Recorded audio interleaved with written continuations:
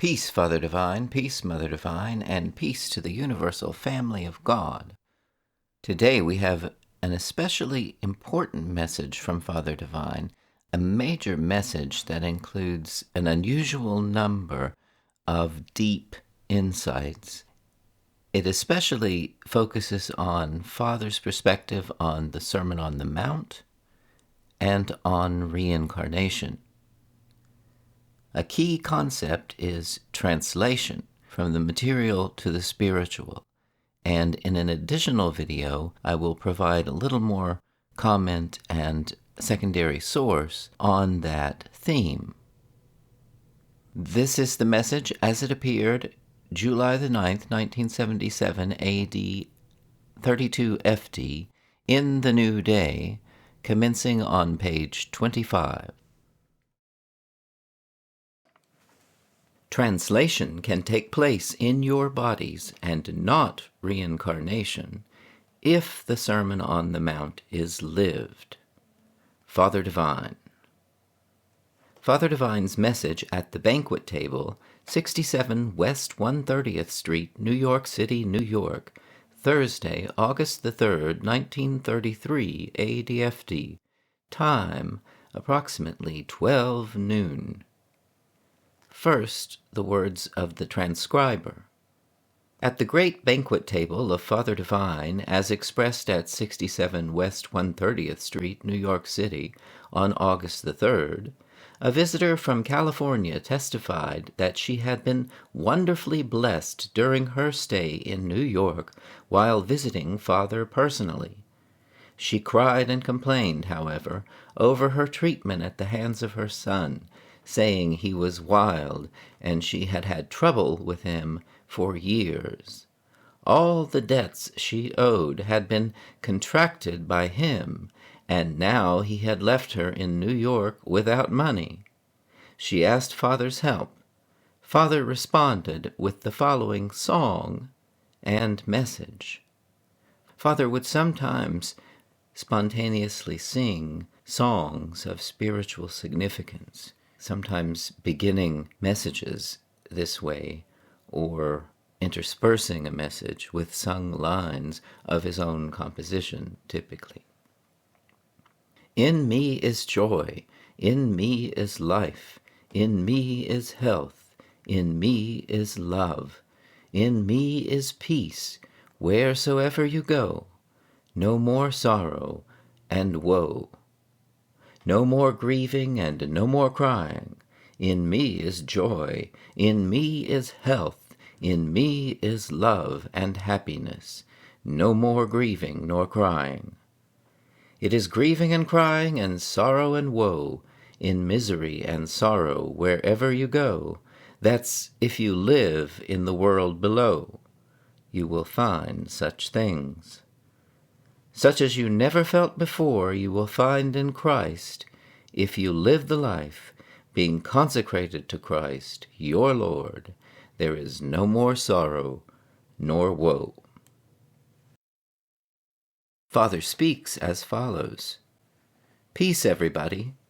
To you whom I am, or in other words, to him whom I am, the spirit of my mind and the mind of my spirit is the same. As I am here, so are they that are lost in this light and love. But it has long since been said, in the world you shall have tribulation, but in me peace. If you really believe the true report, the message which I bring, you will be transformed by the renewing of your mind, and you will be made a child once again. Truly might Jesus have said as a person to Nicodemus, "Except a man be born again, he cannot see the kingdom of heaven." This state of consciousness, wherein dwelleth righteousness.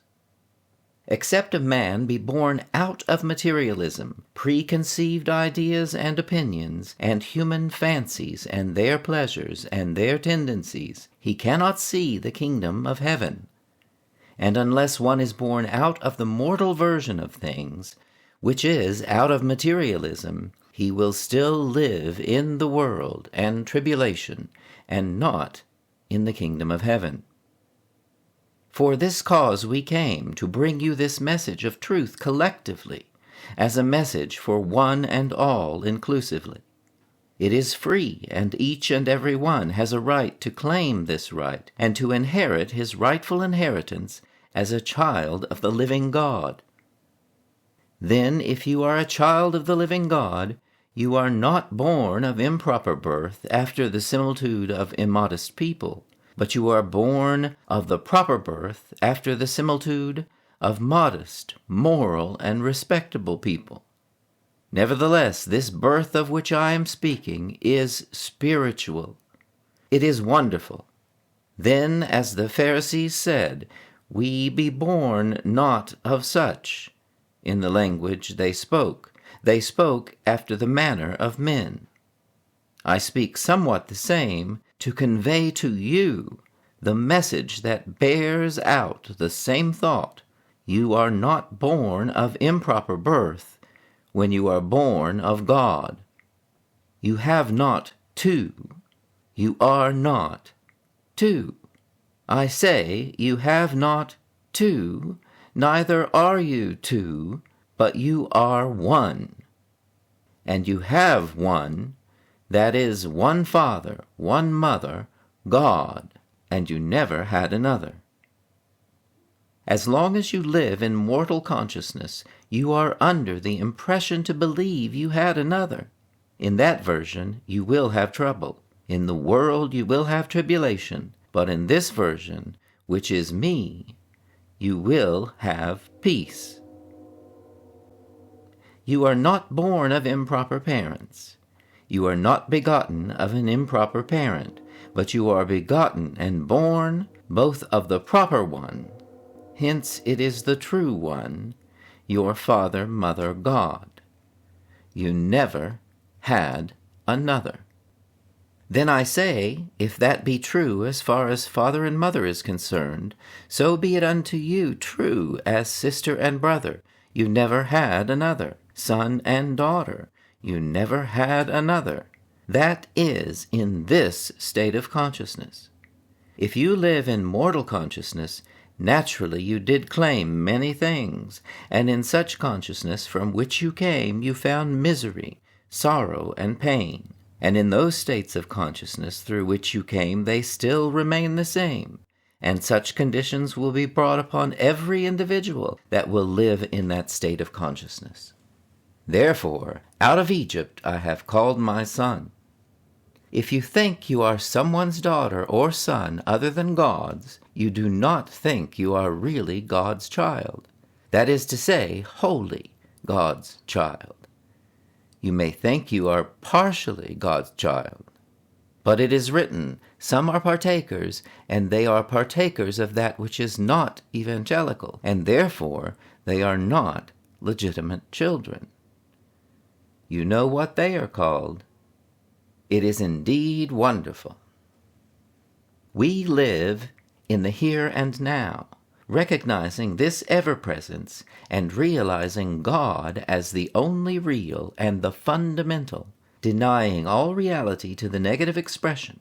And when you deny such, the perfect will express, and the negative cannot.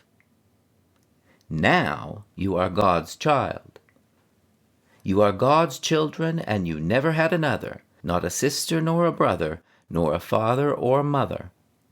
God is your father, your mother, your sister, and your brother, and you never had another.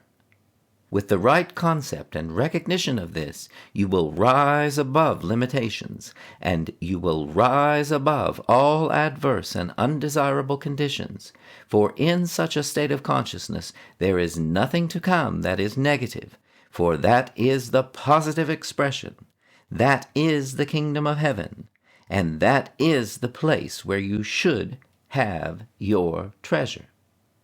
Truly might Jesus, the great love master, have said, lay not up for yourselves treasures on earth, where moth and where rust doth corrupt, and where thieves break through and steal, but lay up for yourselves treasures in heaven, where neither rust nor moth doth corrupt, and where thieves do not break through nor steal. The very spirit of this presence is sufficient when you recognize this ever-presence and deny every mortal version, and recognize your great Creator as being God, your Father, Maker and Creator. You are cutting loose from all of the mortal version of things. You are rising and walking in the newness of life. You are a new creature. Then and there you are a real child of God, not merely a child from a spiritual point of view, but you are a child of God physically as well as spiritually. You are a child of God, God, your Father, the Father of your physical body, as was in the case of Shadrach, Meshach, and Abednego. With those three boys, it was proven conclusively the great significance of the recognition of the allness of God and the nothingness of matter, and denying the reality of such conditions that had been pre-experienced by the mortal version of men, thinking they could perish in the fiery flame. They could not, because they did not believe they could. Not even a hair of their heads was singed, not one hair. It is wonderful. Not one of the hairs of their heads was singed. The very Spirit, the very Christ, was so real to them there, he appeared unto the king, yet he had not been physically born, humanly speaking, in the likeness of men, to be discerned, but yet he put forth himself there, and the king looked over in the burning, fiery flame, and declared, Did I not cast in, or did we not cast in 3 men? Lo, I see 4 men loose, walking in the midst of the fire, and the form of the 4th is like the Son of God. How did he know how the Son of God looked? There was a vision there revealed of him, the Son of God, how he was to come, being materially manifested in a bodily form. So he made that declaration known even 700 years before Jesus came. One in the midst of them looked like unto the Son of God. It is indeed wonderful. They believed so vividly and so enthusiastically and so sincerely in God, it formed the likeness of the presence of Him, as being termed the Son, in their midst, and cooled the burning flame, humanly speaking, that the fire, yea, even the flame, could not do them any harm. So it is with you, every one of you, if you will detach yourselves from every mortal version, every preconceived idea and opinion, out of them come forth, and give God the praises for every desirable expression, and for every past blessing, and give God thanks and praises for the present, you will be limitlessly blessed in the midst of this people, and your blessings will be limitless. You will not have an occasion to fret nor worry. You will not have an occasion to grieve nor cry, for in the world you will have tribulation, but in me peace, said he, whether you know who I am or not. There is a state of consciousness, and here it is expressed, wherein you can find peace, and you can also find rest. Did he not say, Come unto me, all ye that labor and are heavy laden, and I will give you rest. Take my yoke upon you, and learn of me, for I am meek and lowly in heart, and thou shalt find rest for thy soul. It is a privilege for every individual to come to this place in consciousness, where they can find rest, yea, sweet peace, and rest for their souls. You cannot expect to find this rest until you detach yourselves from the shorelines of materialism, the shorelines of familyism, and every kind of ism that the mortal mind has created for the people, and recognize this ever-presence that is the Creator of limitless blessings, and express them. God is truly in the midst of you to wipe all tears from your eyes. If you recognize him and claim him as your Father, with or without a body, it is the same. God is just as operative. Therefore, recognize him. And when God, in your consciousness in reality, becomes to be your Father, he is also your mother. He is also your races, creeds, and colors. He is all and all for you, and you will not know another. By so doing, adverse conditions dispel at the recognition of the same. The very light of this love shines in and causes darkness to be turned into bright noonday. It is indeed wonderful. When you are living in the state of consciousness of laying claims on sons and daughters, mothers and fathers, sisters and brothers, races, creeds, and colors, the germs of all of those negative characteristics and negative human tendencies still are in your consciousness and in your systems. They may be lying dormant, but they would be or will be resurrected if you do not allow your mind and your body and your spiritual world to be fumigated. If you do not allow your mental body and your spiritual body and your physical body with this truth to be vaccinated, if you do not allow this spirit of truth to be inserted in your system to kill such germs that may be existing, yet lying dormant, existing in your conscious mentality and your subconscious mind. Cast those things from before thee and look diligently out upon the field of light, and recognize the ever-presence of the Christ, and see and know ye your God. I am not speaking of a person. I am speaking of a principle, with or without a person. When the principle has been converted into a person, still the principle is omnipresent without the person, and the principle is operative without the person. But the great significance is to observe continually the principle, with or without the person, and you yourselves as individuals will become to be the principle personally expressed. It is indeed wonderful. It is your privilege to do so by denying yourselves. For the great Love Master said on another occasion, "The little leaven leaveneth the whole lump," and "they that are joined unto the Lord are one spirit." We are privileged to know you are indeed joined unto the Spirit. Being joined unto the Spirit spiritualizes you, and the Spirit, being joined unto you, you materialize and bring the two into one. For they that are joined unto each other, the twain become one, speaking figuratively, as wife and husband. It is written that a man shall leave father and mother and cleave unto his wife, and the twain shall be one flesh. Nevertheless, I speak concerning Christ and the church. Christ left his heavenly state of expression in and from the spiritual realm, and condescendingly came to the earth plane, on the material plane, in the physical bodies of men, to unify himself to them, that they too might be one spirit.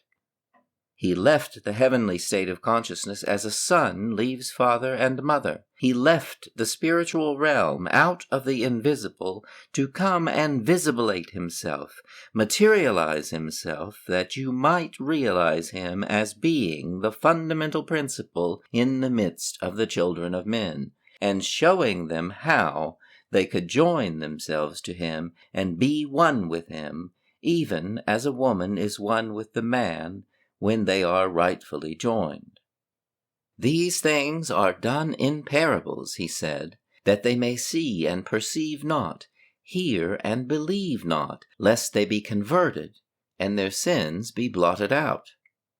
God worked and works in a mysterious way, and the things that are done on the material plane in the midst of the children of men, in and by the mortal versions of them, are but shadows and types of the parables that I have performed concerning the things that are actually being done in the spirit and mind of men by the Spirit that liveth forever and ever, without and within, that they might unify themselves to him and see these parables that he has spoken.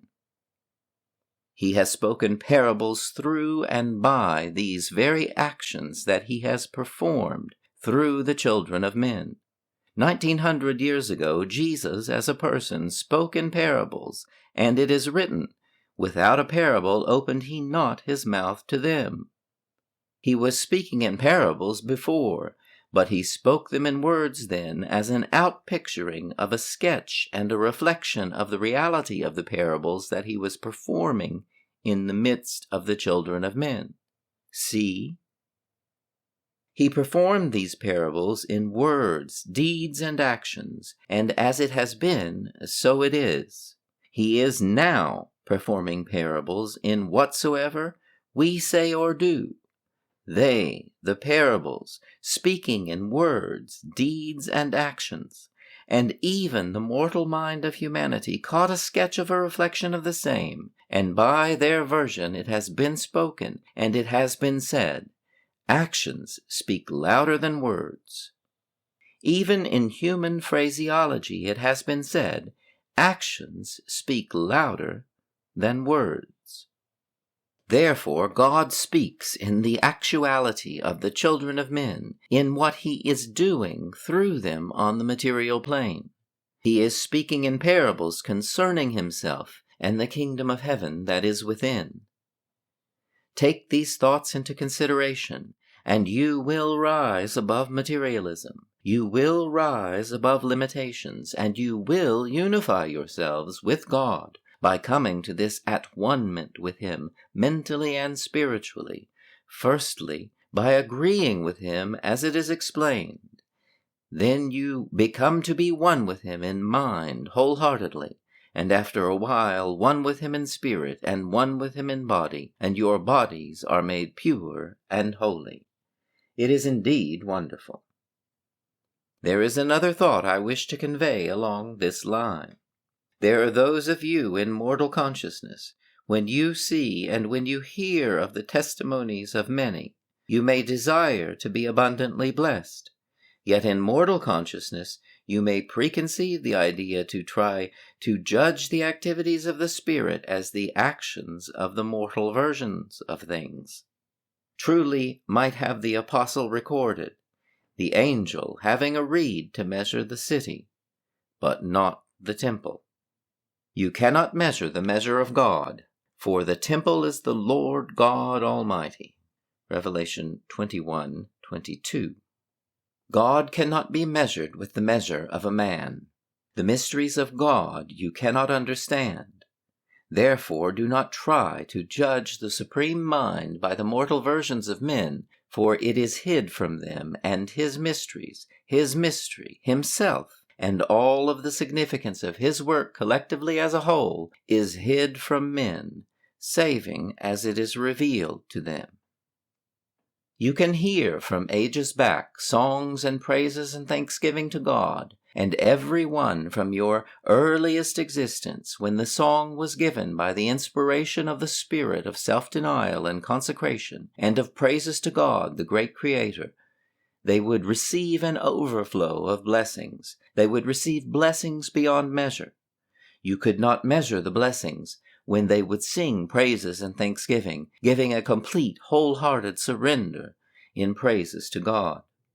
The blessings would begin to flow, yea, even apparently the windows of heaven would be opened, and the blessings would be poured out upon them, so they would not even have room to receive them. So it is indeed wonderful.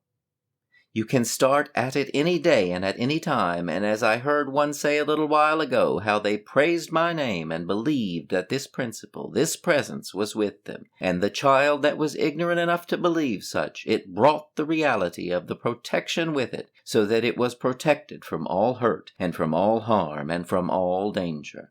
The childlike mind that would be meek and lowly enough to be willing to give God the praises and believe with all the heart in that which seemed not to be, humanly speaking, they are receiving blessings through their faith in that which seems not to be, receiving blessings untold, dear ones, through their faith, as though it were real. Someone can come up to you and tell you something that is completely and absolutely false, and if you believe it, it can make you angry or make you glad, can it not? Thoughts are true if you believe them. If it is something good, it may cause you to feel good, may it not? If it is something evil concerning you, it will cause you to feel evil, don't you see? Do you not see it is a drama we are playing here to bring into reality the thing that we are putting forth? It is an idea.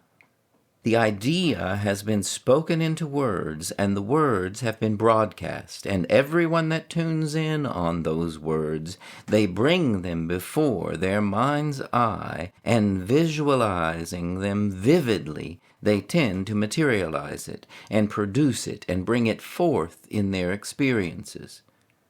To them it is whatsoever they see it to be. It is an idea, I say. Now you can have the idea if you wish to.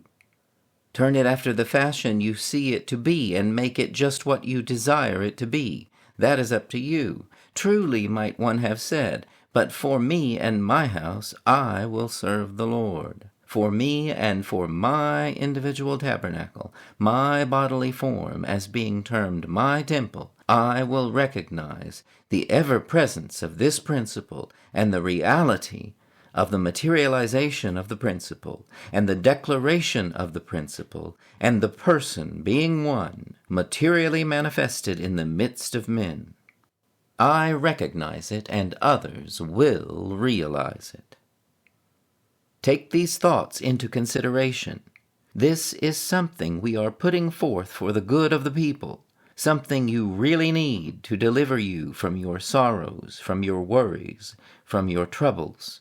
The seed idea of sorrow and of trouble, of misery and of woe has been sown in your consciousness long enough, and nothing has been sown to eradicate such seeds and to root them up and take the place and places of those undesirable seeds that have been heretofore sown.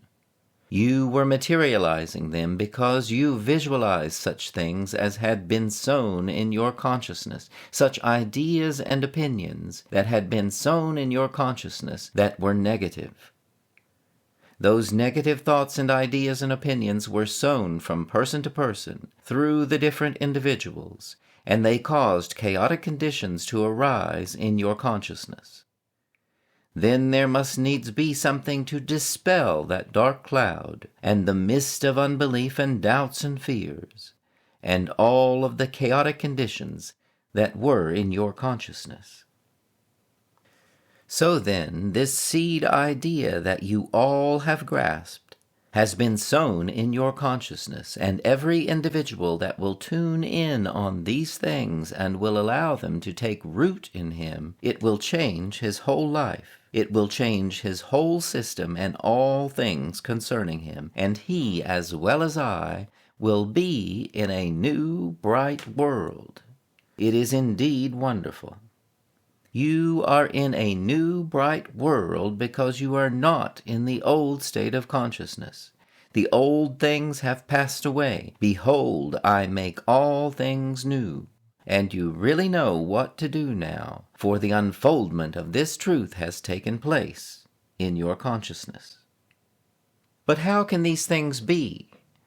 By detaching yourselves from every mortal version, cutting loose the shoreline and launching out into the ocean divine, out where the full tides flow, refusing to recognize limitations, adverse and undesirable conditions, refusing to be relative to materialism, mortality, or carnality, and taking Jesus as the sample and the example. Do you see it? It is indeed wonderful. Jesus is the sample and the example. We set him forth as a personal expression for the individuals among our people that are seeking a higher light and a better understanding. Take Jesus as the exact sample and example, whether you know who I am or not. It is immaterial to me. This principle that I have put forth as the sample and as the example Copy after the fashion that I have shown you on the mountain, the Mount of Transfiguration, and also the Sermon on the Mount. Did you ever compare the two, the Sermon on the Mount and the Mount of Transfiguration? Through consecration and self-denial and sacrifice, the very Sermon on the Mount brought Christ as an individual to that place where he was translated. He expressed in giving this sermon in the beginning, you see, on the mountain, just what you should do, and how to live and how to overcome adversities. And on the Mount of Transfiguration, it was the fruition of the Sermon on the Mount in his consciousness and in his experiences.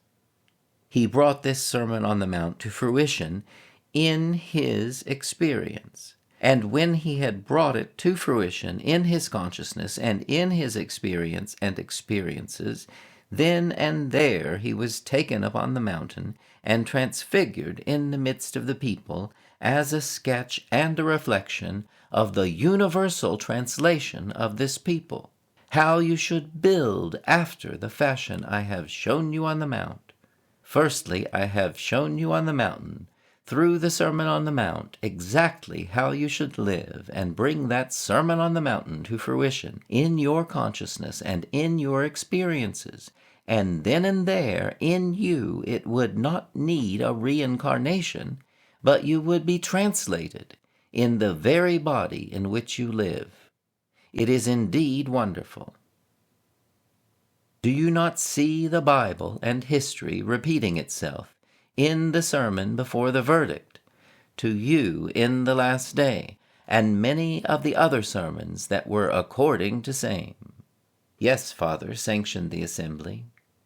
But calling your attention back to the Sermon on the Mountain that Jesus gave, and how he lived it and fulfilled it and brought it to fruition in his experiences, and when it was, he was carried upon the mountain of transfiguration. Even before he was carried upon the mountain of transfiguration, remember, he was carried upon an exceedingly high mountain and there tempted of the devil. Firstly, he gave the Sermon on the Mountain. I call your attention to that as going down as the fundamental, the foundation of Christendom, the true light of the Christian religion, the Sermon on the Mountain. But when that was brought to fruition in Christ's experiences, then and there he was carried or went upon the Mount of Transfiguration and was transfigured in the midst of the people instead of being reincarnated.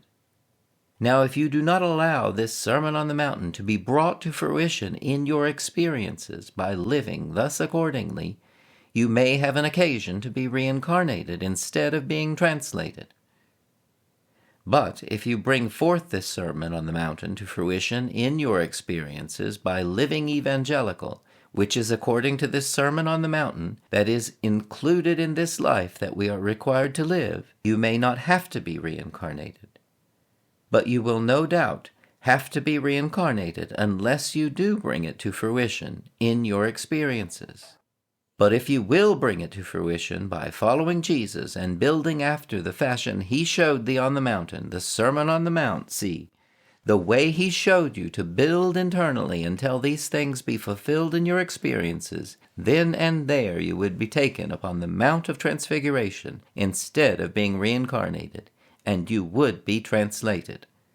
It is indeed wonderful. Don't you see? It is going on from one degree of grace to another. The path of the just grows brighter and brighter until the perfect day. By living according to these truths, you are detaching yourselves from every preconceived idea and opinion and every mortal version of all things concerning you, to live in the here and now as Jesus did, denying the reality of natural relatives, humanly speaking, and recognizing your Father which is in heaven. And then and there you will be free from your sorrows, free from your worries, free from your troubles. For in the world you will have tribulations, but in me, peace. You will have them so long as you live in mortal consciousness. Now, who is your mother? You, came from the assembly, pointing to the personal body. Peace. I did not say me. I want you to know, with or without a bodily form, God is your Father, and you never had another. With or without a person, this principle that I am striving to convert into your person is your father, your mother, sister, and your brother, and is also your son, your daughter, your relative, and your kin of every kind, your races, creeds, and colors, and you never had another. With the right concept and recognition of this, you will be free from all of your sorrows, in that God is wiping all tears from your eyes. Believe me or believe me not, it is immaterial to me. But I will declare unto you, unless you do live thus accordingly, you will find sorrow, misery, woe, and grieving, and crying, wheresoever you go, in the very bodies in which you live. By living in this life of understanding, you will be free from those sorrows, and you will get to that place where sorrow, grieving, and crying shall have been done away. And God shall wipe all tears from your eyes, and there shall be no more sorrow, neither shall there be any more crying, for the former things are passed away, and there shall be no more sea. And God himself will come down to you. Now read for yourselves for consideration, if you wish to, Revelation 21st chapter. It plainly says, I saw a new heaven and a new earth, for the first heaven and the first earth were passed away. John was in the Spirit on the Lord's day, and as he was carried away in the Spirit, he saw this revelation, and by this revelation he made this declaration known as he saw it. The first heaven, which was that heaven in a mythological place somewhere in your imagination, such heaven had passed away, and a new heaven and a new earth had taken its place. Therefore this has been brought to your conscious realization, wherein that first heaven was only a heaven in the imagination. Out of the imagination, the imaginary heaven, came forth the conscious realization of your imagination. Don't you see? Don't you see how plain it is? I saw a new heaven and a new earth coming down from God out of heaven, out of that imaginary heaven. Firstly, you imagined there was a heaven someplace, in some place above all the other places. That was imagination. Yet out of that imagination came forth the conscious realization of what we are now enjoying. We are not condemning the imagination, but the imagination are the eggshells through which came the reality, the conscious realization of these things. And the realization has cracked the shell of limitation and mysticism and brought it into our conscious realization. And here it is. We are enjoying it. It is wonderful. Now, what would it be to imagine something and never have it brought into realization? You may dream or surmise anything you wish to, an idea, a vision, but without the realization of it, it profiteth nothing. So it was with that imaginary heaven and all of the imaginations of things that came through your imaginations. There was no reality of them until they were brought down on the material plane and materially manifested, and then and there they came forth into realization, and you could enjoy them. You could not behold the reality of it, and it is verified even according to the gospel. You read where it says, In the beginning was the Word, and the Word was with God, and the Word was God, and the Word was made flesh, and dwelt among us. Then we beheld his glory, don't you see? We could not behold the glory until the Word was made flesh, the glory as of the only begotten of the Father, full of grace and of truth. Then the next thought, we could not receive it until we beheld his glory. And as we beheld his glory, of all of his fullness have we all received, grace for grace. Therefore you are happy, and I am glad. I thank you. We thank you, Father and Mother Divine.